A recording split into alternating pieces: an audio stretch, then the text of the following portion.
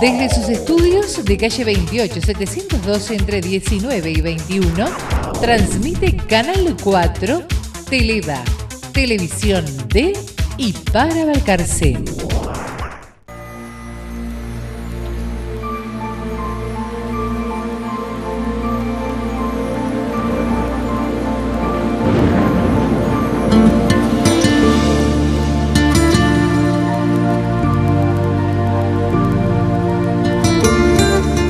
La Iglesia en nuestro hogar, espacio semanal destinado a la difusión de las actividades que se desarrollan desde y en la parroquia de San José de Balcarce. Programa galardonado con el Premio Nacional Faro de Oro 2010.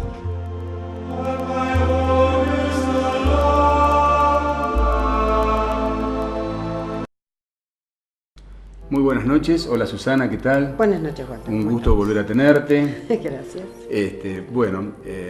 Siguiendo en este transitar, en este caminar de todas las actividades que se desarrollan aquí en nuestra ciudad y siempre con la premisa de poder difundir todos aquellos trabajos voluntarios, todos aquellos trabajos que tienen que ver con el hermano, con el prójimo, es que hemos querido invitar hoy y accedido, a Dios gracias, muy gentilmente, al padre Ignacio Copelo. Buenas noches, padre. ¿Qué tal? ¿Qué tal? Buenas noches. Un gusto. ¿Cómo está? Que es un sacerdote diocesano de Buenos Aires y que desde hace muchísimos años se encuentra misionando, trabajando muy fuertemente en Mozambique.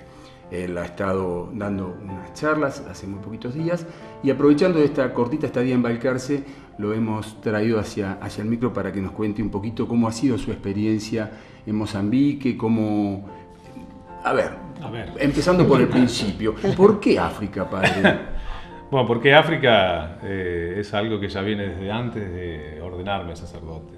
Aunque soy diocesano, ya desde entrada en el seminario sentía esa llamada así especial a ir a zonas de misión, ir a donde la iglesia todavía no estuviera presente o muy pobrecita, digamos, como empezando. Y bueno, siempre pensaba África, porque es el lugar que más necesidad aparentemente había, ¿no?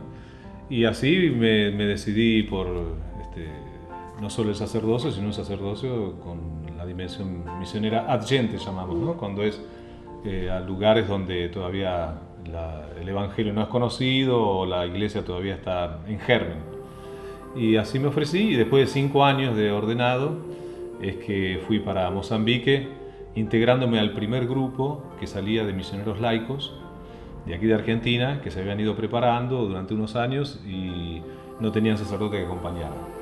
Por eso ir a África son tantos países como hacer contacto, y tuve esa oportunidad de integrarme a un equipo que ya estaba todo organizado para ir ahí a Mozambique.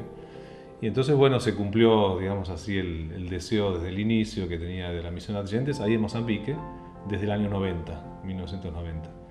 Y bueno, fui ahí por eso, digamos, el objetivo fundamental es servir donde la iglesia está en inicio, donde hay más necesidad de agente de pastoral, donde también de algún modo uno hace la experiencia de la iglesia como familia de Dios, sin fronteras, sin barreras de culturas, de idiomas, de raza ni nada, sino que somos todos hijos de Dios. Entonces vivirlo en concreto me parecía importante también, no solo para mí, sino para la iglesia acá de Buenos Aires, que soy yo, ¿no? Hice esa experiencia.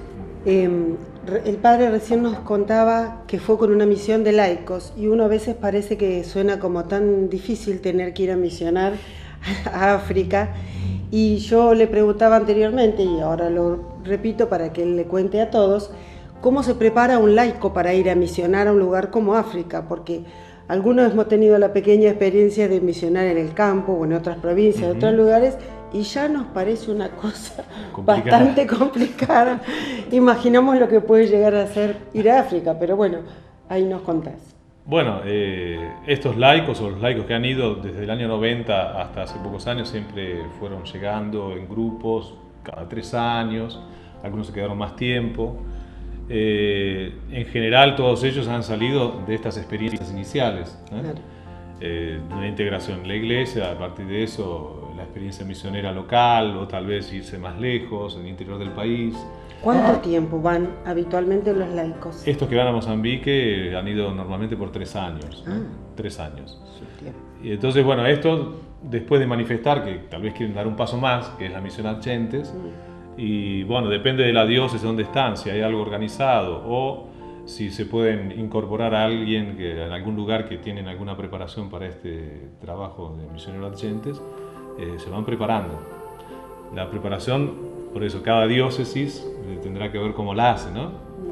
Pero en general todos también fueron dando estos pasos, ¿no? De integración, grupo misionero, el grupo misionero a la parroquia, de la parroquia a la diócesis, y la diócesis acaba asumiendo, preparando y enviando, y asumiendo también lo que era tanto el apoyo espiritual, ¿no? Afectivo, de saber que hay alguien atrás que acompaña, y también material, en lo económico, porque se van 3 años, tienen que vivir de algo, allá no es que hay abundancia de nada, entonces tienen que ser apoyados desde la iglesia de origen, la que los envía. Habitualmente es gente joven, matrimonio, gente... ¿Qué es Sí, gente, en general ha sido gente joven o digamos, sí, hasta los 40 o 50 años han ido misioneros, ¿no? Inclusive, bueno, de otro lado, misioneros de México hemos recibido laicos también, una señora que ya era abuela, ¿no? 60 y pico de años, fue allá a misionar y trabajó muy bien durante 2 años, así que bueno, depende también de cada uno, de las posibilidades, las posibilidades también de salud, lógicamente. Claro. Pero hay que hacer un camino y también discernir porque bueno, a veces el ir a África parece entre imposible y para otros una aventura, y no es una aventura, digamos. Ni lo uno ni lo otro, ni Claro. es imposible ni es una aventura. Claro, es una vocación, es un llamado, es una respuesta a algo que vemos que Dios nos pide y a la necesidad de los hermanos que están allá y de la iglesia que está allá, ¿no? Entonces, todo eso es muy importante, un camino de discernimiento también. Claro, claro. Padre, yo estaba pensando mientras usted hablaba, qué difícil que ha de ser evangelizar, y más en el caso suyo, ¿no es cierto?, que fue el inicio, ¿no?, esta primera misión en el año 90, evangelizar un pueblo que no solamente no habla el mismo idioma, sino que además tiene un montón de tradiciones totalmente distintas. Desde lo religioso, lo social, bueno, ellos por ejemplo aceptan la poligamia, sí, claro. Tienen un respeto por los antepasados, bueno, qué difícil se debe volver, ¿no es cierto?, poder concatenar todo para que realmente el mensaje llegue. Sí, la primera, no digo dificultad, el desafío inicial me parece que es justamente tratar de entrar con el corazón, ¿no? Y con el corazón, con la mente, en el lugar que uno está, con la cultura que hay ahí, en el corazón de la gente, tratar de percibir, comprender lo que ellos creen, lo que ellos entienden, lo que ellos viven, los valores que tienen, las dificultades también, tanto culturales como religiosas que hay. Digamos, valorar, y también uno mismo va haciendo, claro, un poquito como el filtro, ¿no? Parece que esto no es y esto sí. Pero en la evangelización concreta, cuando hemos ido a estas comunidades, a estos lugares más de primera evangelización, donde nunca había habido contacto con el Evangelio, con la iglesia, con Jesús, lo que hemos hecho siempre, he tratado de hacer, es no meter nada más que el anuncio, ¿no? El anuncio del Evangelio, Jesús, el Hijo de Dios, que Él nos vino a salvar, la base, ¿no? Y a partir de ahí, los que van haciendo un camino, vamos tratando de ayudarlos a que la palabra de Dios vaya entrando y ellos mismos van haciendo su reflexión y su autocrítica, ¿no? Si les decimos, no, la poligamia no es mala, ¿viste? O bueno, el curandero hay que dejar todas las prácticas tradicionales, religiosas, porque está en contra de Jesús y el Evangelio, no sirve de nada. Tiene que ser por un propio proceso de fe y de autoconvicción, ¿no? Y en general, en todas las comunidades, después de años, ¿no? Uno va caminando de a poco, hay que tener mucha paciencia, pero también es muy lindo el proceso, porque ellos van descubriendo un montón de cosas que por ahí los hacen ver, bueno, la realidad podría ser diferente, no tiene otros marcos de referencia, a partir de que van encontrando a Jesús, aparece otro, ¿no? Y bueno, les cambia la vida en muchos aspectos. Me acuerdo una viejita, una anciana, nos decía que bueno, estábamos ahí evaluando un poquito el camino que había hecho después de los 3 años que ya había empezado a rezar. Decía, bueno, yo estoy muy contenta porque hasta ahora hasta que conocí a Jesús, yo pensaba que la vida era solo ir al campo, buscar agua, dar comida a las gallinas, levantarme, ir a dormir, nada más. Y ahora ya sé que soy hija de Dios, que tengo un Padre que está en el cielo, que ustedes son mis hermanos, que tengo muchos hermanos en el mundo, que la vida es para amar como Jesús nos enseñó y que después de la muerte voy a vivir con Dios para siempre. La entendió bastante, digamos. Muy ¿no? bien, más que Yo muchos. creo que muchos, sí, Más que muchos. Eso es lo que estamos escuchando. O por ejemplo, los polígamos, que después de ir escuchando el Evangelio, el libro del Génesis, el plan original de Dios, entonces que por ahí se levantaban en los cursos bíblicos, ¿no? Y decían así testimonios. Mira, si nosotros hubiéramos sabido antes esto, no hubiéramos hecho lo que en nuestra tradición tenemos, pero todos lo hacían. Y además uno no es muy hombre si no tiene 3 o 4 mujeres, entonces nos parecía que era así, pero ahora vemos cuál es el plan de Dios. Si lo hubiéramos sabido de entrada, no lo hacíamos, porque dicen también, nosotros sabemos que el corazón lo entregamos a una mujer sola, las otras las tenemos ahí, pero el corazón no se divide. Y las mujeres decían lo mismo del marido, ¿no? Decían, nuestro marido ama a una sola de nosotros. y lo saben. Sí, el corazón está con una, las otras las cuida, respeta, pero no. Entonces, como que descubrían, bueno, el plan de Dios está bien, es cierto, estamos hechos así, pero no lo sabíamos, ¿no? Entonces ellos mismos van haciendo su autocrítica, mismo con los curanderos, el tema del curanderismo, no tanto el culto a los antepasados, que es algo más genuino, ¿no? Más, sí, porque bueno, es también la comunión entre los vivos y los difuntos, digamos, los difuntos pasan a ser como protectores familiares, ¿no? Entonces hay una oración que al final parece fácil de algún modo desde la fe cristiana unirla a lo que es la oración que hacemos nosotros por los difuntos y la oración que hacemos a los santos como intercesores. Correcto. Pero los curanderos ya es otra cosa, porque el curanderismo ya entra en el tema de descubrir quién es el que te hizo un mal, ¿no? Qué espíritu lo hizo, o si hay un hechicero, que suelen ser acusados familiares, a veces la propia madre, suelen ser mujeres y más ancianas las más acusadas de hechicería, y acaba eso creando injusticias, expulsión de la casa, a veces hasta muertes, ¿no? Divisiones familiares, y entonces ahí ya entra todo el tema de lo que sería posesión de espíritus, ser como medium, ¿no? El curandero habla en nombre del espíritu, el espíritu habla a través de él, una serie de ritos y cosas que evidentemente van muy en contra y los frutos sobre todo, porque ellos mismos dicen, a nosotros nos oprimen con esto, estamos oprimidos, nos explotan, nos roban porque también nos mienten mucho y nos dividen, ¿no? Entonces ahora que sabemos que Jesús es el que nos salva, Él es el que muestra el camino y Él es poderoso con su espíritu sobre todos los espíritus, entonces ya no necesitamos de esto otro. Cuando hay problemas también en el sentido del sufrimiento, el sentido de la muerte, de la enfermedad, también le van encontrando otra dimensión. No es un mal que alguien me hace, sino es parte de la vida, pero también es un camino de crecimiento, de purificación, también de purificación de la propia fe, de la entrega, bueno, un montón de cosas que vamos caminando con ellos, ¿no? Además de esto, que por ahí es una cuestión de creencias y demás, ¿tienen algún otro tipo de agresiones, algún otro tipo de contras, de gente que se le pone en contra o que... Mira, la verdad que primero a nivel de gobierno, a nivel de autoridades tenemos muy buen contacto, a pesar de que el gobierno actual es un gobierno socialista, pero antes fue comunista, de línea comunista, persecución, hubo persecución a la iglesia en los años 80, pero después se fue como modificando, digamos, la ideología. Es un gobierno socialista y realmente hay muy buena colaboración, tenemos muy buen contacto con ellos. Muchos de ellos también rezan con nosotros, ¿viste? A nivel de gobierno, bien. A nivel de las autoridades tradicionales de ellos, que tienen como si fueran los jefes de las zonas, en general no hemos tenido problemas. Al contrario, cuando queremos abrir una comunidad, ellos son los que nos apoyan para juntar a la gente y hacer la propuesta. Pero los que tal vez tenemos más dificultades, aunque no sean directas, son un poquito así por detrás, son los curanderos. ¿Guerrilla y no, algunas padre? sectas que no son, digamos, cristianas puras, son sectas medio mezcladas, ¿no? Que lo que hacen es perseguir a nuestros animadores, Los que llevan adelante las comunidades acaban siendo a veces acusados de hechiceros, que ellos son los que están haciendo mal, entonces a veces tienen que salir de la zona, son expulsados con mucho dolor, y las comunidades a veces se resienten mucho, quedan muy debilitadas porque saben los que son los más capaces. Eso nos ha pasado. Sí. ¿Problema de guerrilla no? Entonces, que es no, gracias a Dios ahora no. Común No, eso fue en el 90 cuando llegué, estaba en guerra el país. Claro.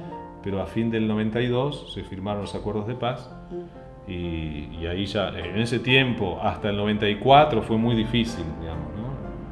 Las comunidades, sobre todo rurales, estaban deshechas, ¿no? En el campo no podías ir porque era muy peligroso.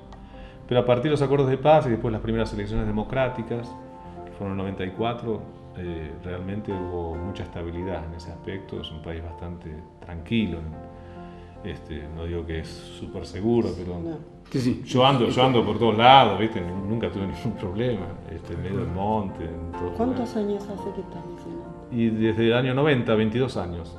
Ah, bueno. Toda una vida.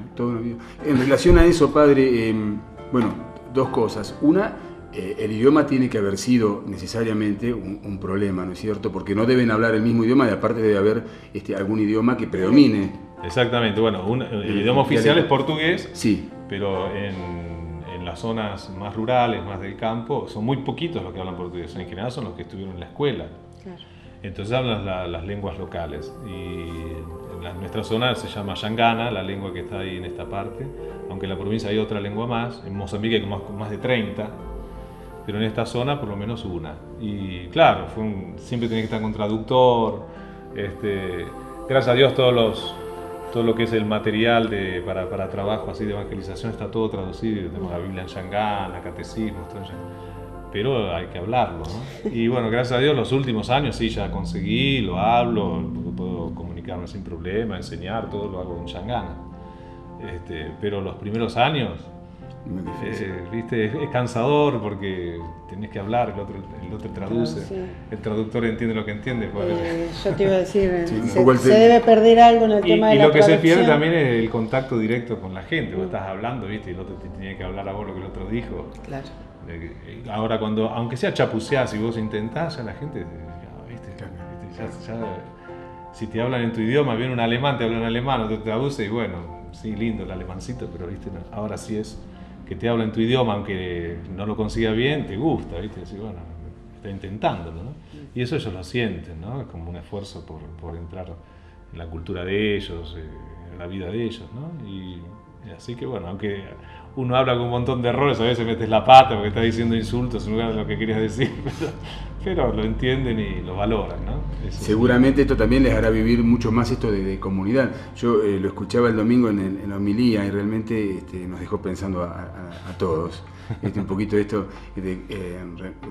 si bien es algo simple, porque en realidad todos lo sabemos, que la misa se celebra en todos lados en el mismo, o casi en el mismo momento, se dicen los mismos textos y más o menos las reflexiones son similares. El hecho de vivirlo en una comunidad, ¿cómo es la provincia? Gaza.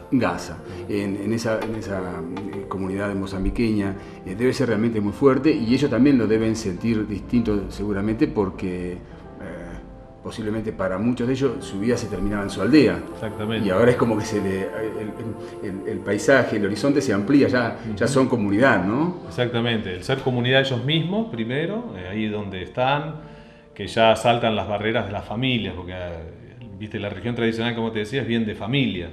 Ahora el ser familia religiosa, digamos, de los que creemos en Jesús, ya son distintos apellidos, bueno, ya eso es un paso, ¿no? Crear comunidad, lazos de hermanos entre ellos, es muy lindo cómo se va creando, ¿no? Y después también todos van participando, todos se sienten que son realmente un cuerpo, se visitan, se ayudan, bueno, va cambiando la vida de ellos, ¿no? Los que estaban solos ya están acompañados. Y después de sentir eso, que forman parte de un cuerpo enorme que es la iglesia, cuando hicimos las primeras peregrinaciones con ellos a iglesias más antiguas de la diócesis, ¿no? Son 200, 300 kilómetros, vamos ahí en algún transporte, y de repente verse hasta el templo, que no conocen, claro. No había templo, después ver gente de otros lados, encontrarnos todos, ver al final somos tantos. Y bueno, que en todo el mundo estamos rezando al mismo tiempo la misma cosa, la misma palabra escuchamos, les hace sentirse como con más dignidad, ¿no? Como decir, les levanta la autoestima y decir, bueno, somos hermanos, Dios está en todos lados. ¿Cuántas personas más o menos viven en la ciudad? ¿Cuántas conforman la comunidad? En la comunidad, bueno, nosotros tenemos, cuando hablo de la comunidad, son comunidades, ¿no? Porque el área que estoy atendiendo, inicialmente hasta llegué a atender 45.000 kilómetros cuadrados. Imagínate más o menos lo que es eso. Sí, no mucho. No, estaba con el padre Pablo también en una zona parecida, cercana, él estaba también en esa misma zona. Bueno, yo estuve solo durante unos años, después llegó él, también apoyó, ahora hay otros curas locales que también están ahí. Ahora actualmente estoy atendiendo unos 20.000 kilómetros cuadrados, ¿no? Se redujo a mitad, claro, pero igual son 20.000. Entonces ahí tenemos comunidades dispersas, porque es una zona bastante despoblada, con la población muy dispersa en medio del monte. Entonces son más o menos 45 comunidades.